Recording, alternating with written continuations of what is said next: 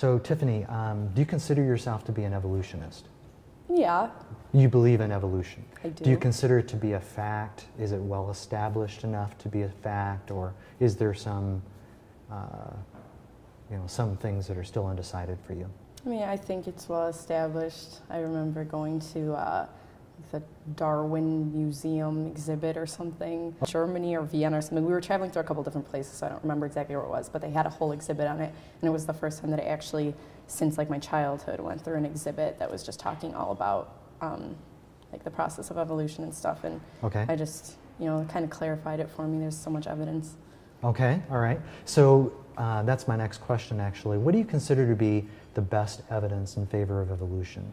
What were some of the things you saw there? Or I mean, just kind of like, like the way that, an organism starts off is something that's, so small, but just with like all the changes in the environment and the way that an organism has the potential and the susceptibility to grow among its environment, okay. Monkey to man, it just, makes evolutionary sense. I mean, I'm no biologist, but so what is you're a student here? What is your major? English. Okay. A little different. as a first language, hopefully? Yes. Are you thinking about being a teacher? Are you going to be teaching English or something? I'm in the School of Ed, so eventually I'm going to just be teaching English secondarily. I see. So. Great. Now, have you ever seen any documentaries or anything on intelligent design? Have you ever read any books? Not that I can really think of. I mean, probably like some kind of, textbooks in high school and stuff where this kind of topics were like brushed over and generally, but I mean, by the time I got to college, I'm not focusing on many science things, so probably not. Okay, all right. Can you explain what intelligent design is, just roughly? Do you have any idea? Not really. I wouldn't really know what to say. Intelligent design just sounds like, I don't know, the way that intelligence is constructed from, a basic format to something that much more, complex. There's different views from intelligent design point of view, but basically that there is some sort of intelligence out there, whether it's God or some sort of aliens or something that brought about life or brought about all these different species. So. I mean, I think that I was raised in a Christian Orthodox household and stuff. So okay. In my youth, it was kind of like going to church and stuff. It was brushed upon, obviously, like all the ideas that yes, like through my parents just saying there could be something out there. You have to consider the possibility and stuff, and like all these. Your parents were saying there could be something, as in God or as in evolution.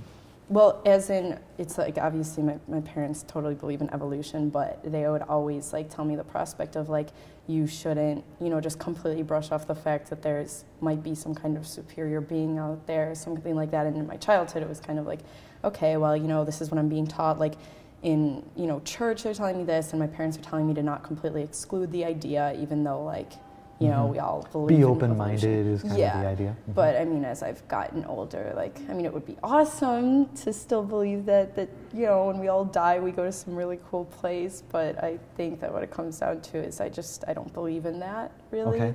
Unfortunately, I wish I could, but I just logically and practically and based on scientific reasoning just believe it's purely evolution and Very interesting. Okay. Now, can you guess where I'm coming from? No. You don't know yet? Well, I don't want to make any assumptions, so. Well, I'm just asking. Come on, where do you think I'm coming from? I think that, I don't know. Really. All right, I'll tell you. All right. I am a creationist. I believe in the Bible. I think that that the evidence, scientific evidence in favor of creation is overwhelming in comparison to that which favors evolution. And so I want to create a documentary. This part, what we're doing here today, is never going to be in this documentary, likely.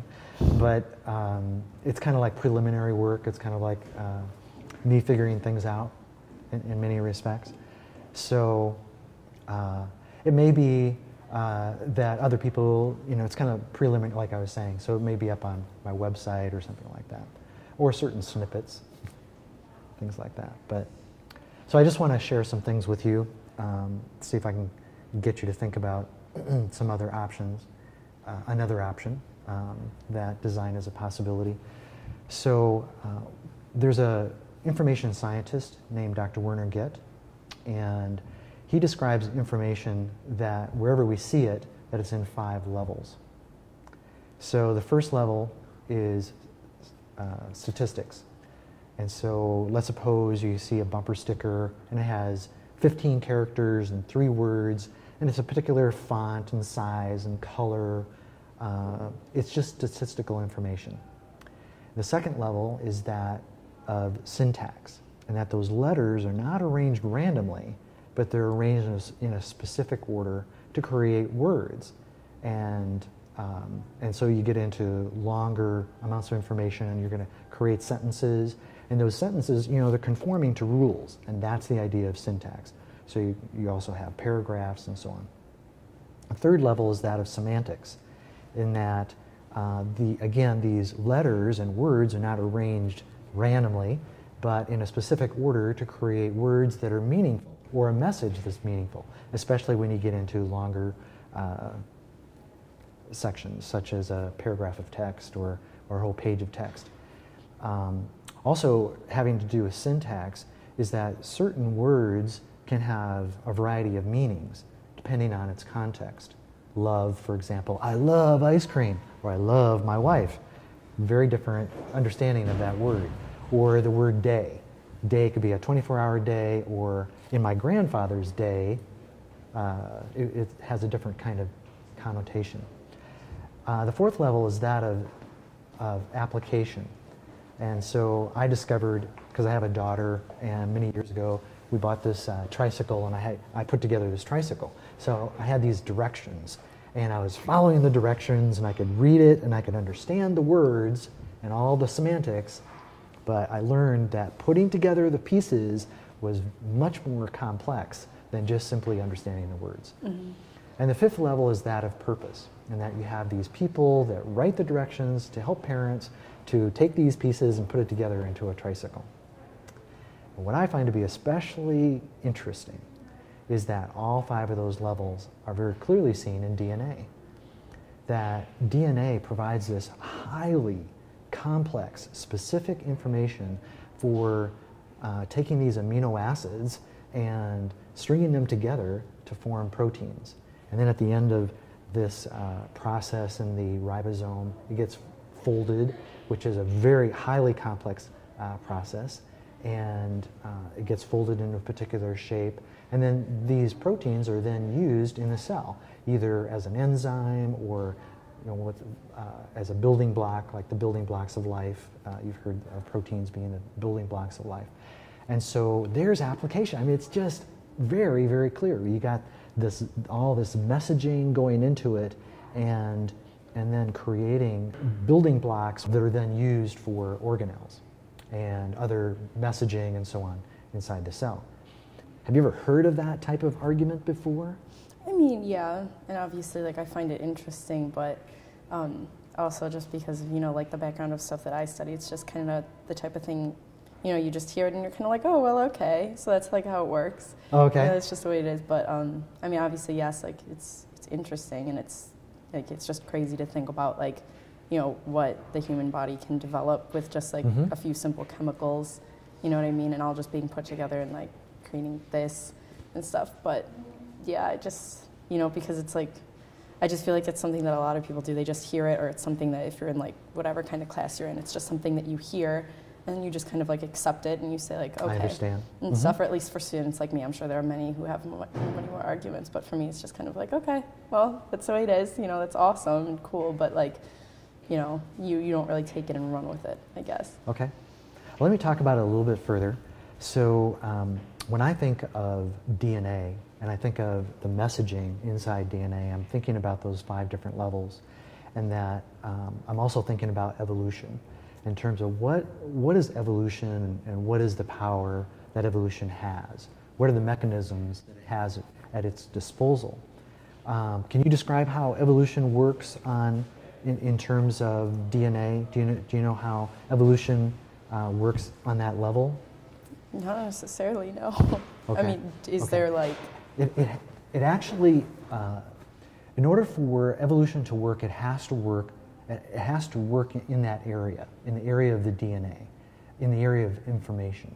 Because I think a lot of people have this idea that sometime in the past there were these macromolecules that got together and they combined automatically and they created something new that didn't exist before.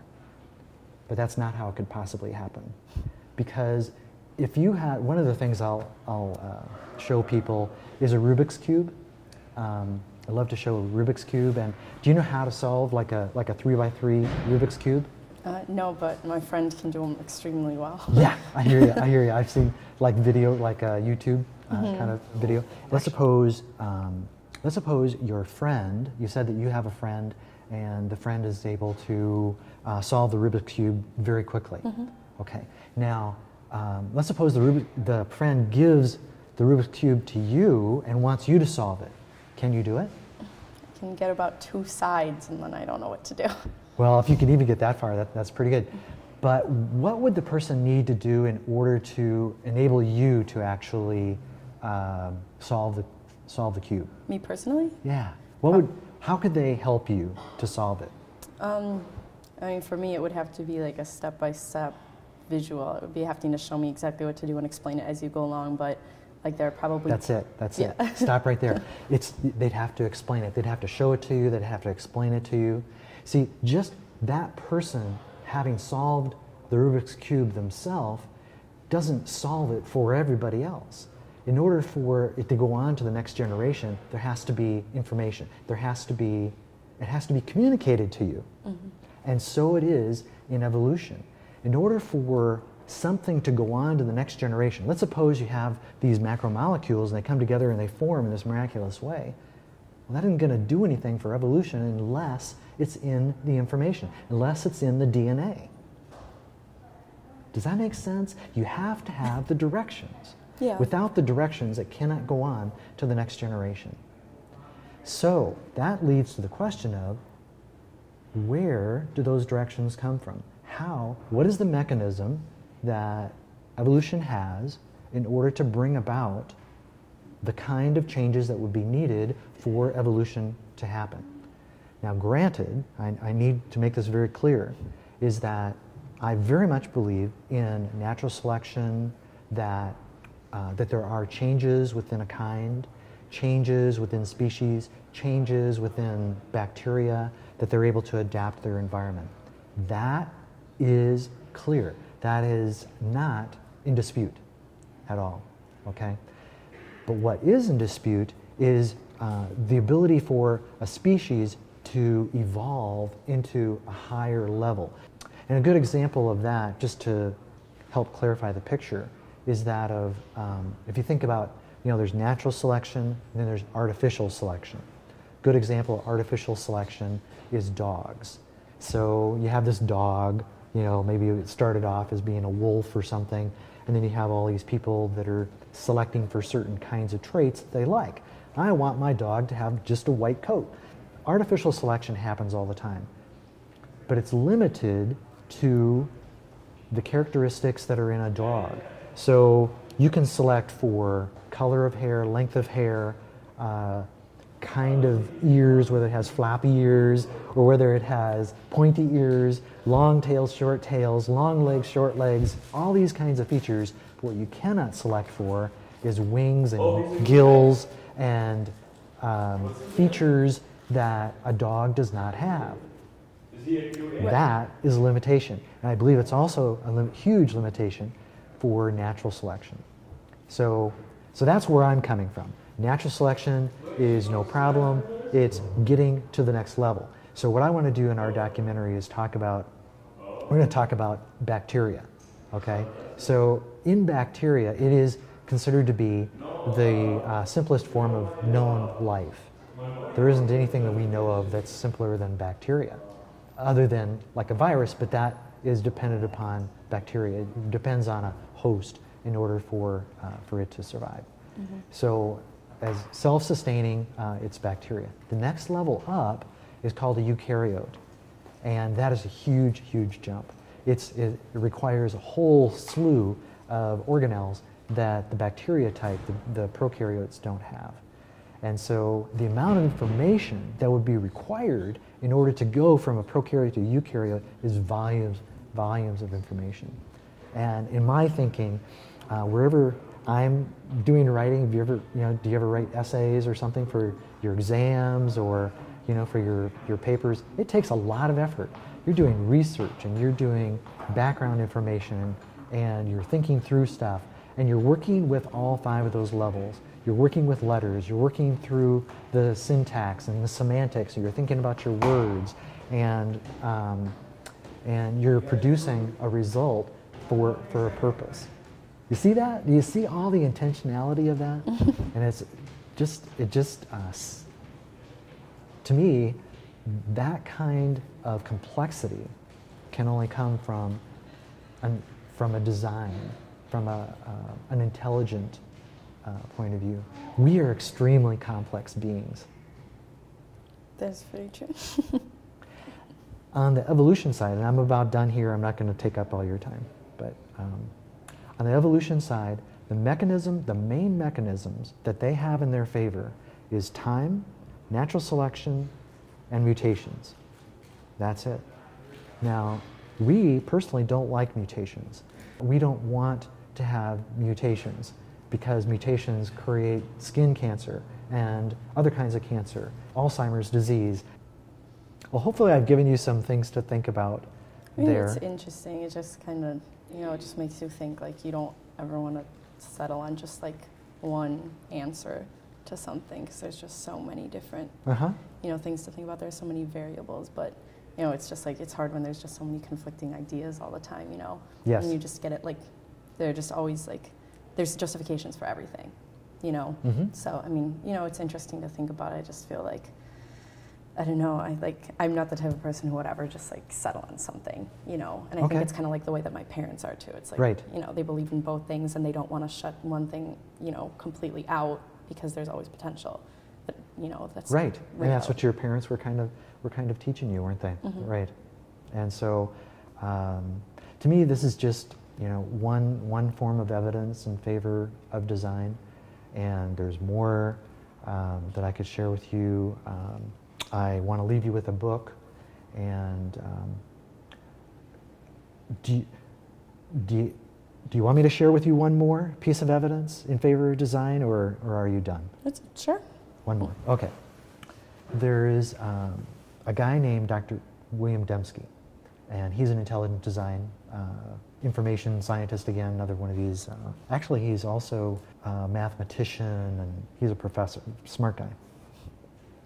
So he came up with what I call a formula for being able to determine design, whether something is designed or not, okay? And so, do you know what SETI is? The search for extraterrestrial intelligence. And so you got these scientists that are looking through telescopes, searching for life in the stars, all right? And there was a lady, I can't remember her name right now, but she was this particular lady is the first person to have discovered a pulsar. And do you know what a pulsar is? It's a star that rotates extremely rapidly. It's unbelievably how fast it rotates. And what it does is it sends out a light to us from our observation that looks like a pulse, okay? So when this was first identified, she was like a PhD student, and her professor that was over her thought this might be a sign of life out there. So they were all excited, and until they came to realize that no, this is a fast rotating star. So William Dembski came up with this formula for determining design, and there's two elements to it. One side is, it's called specified complexity. So something that is highly specified, it has a pattern that is recognizable, similar to the pulsar. It has a pattern that's highly recognizable. It sends out this pulse, okay? The second side of it is complexity, is that it also needs to have, it needs to be somewhat complex. And so if you rate things, if we were to just simply rate things on a scale of 1 to 10, say for example, the pulsar on a scale of 1 to 10 might be like a 10 in the area of having a specified pattern, a recognizable pattern. It's highly specified, very clear pattern. But in the area of complexity, on a scale of 1 to 10, it'd probably be like a 1. Because it's just boom, boom, boom, boom, boom. Right. That's all it's doing, is just sending out this light very, very rapidly. So, let's think of some other things. So, let's suppose Mount Rushmore, for example.